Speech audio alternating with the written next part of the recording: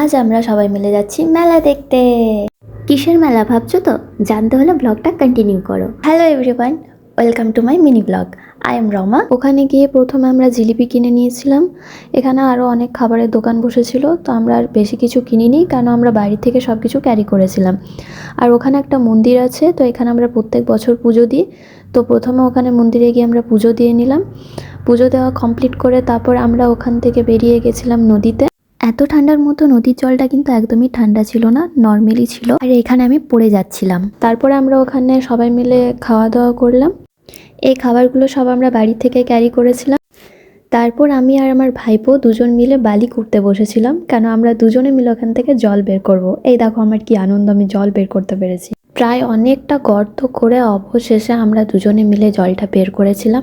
তার জন্য আমরা অনেক খুশি ছিলাম। তারপর আমি এখানে সানগ্লাস পরে একটু ঢং করে নিলাম। তারপরে এখান থেকে বেরিয়ে আসল কাজের জন্য গেলাম, মানে মেলা দেখতে।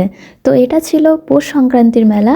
এখানে অনেক কিছু দোকান বসেছিল, যেমন দেখতে পাচ্ছ সফট টয়েস ছিল, অনেক মূর্তি ছিল।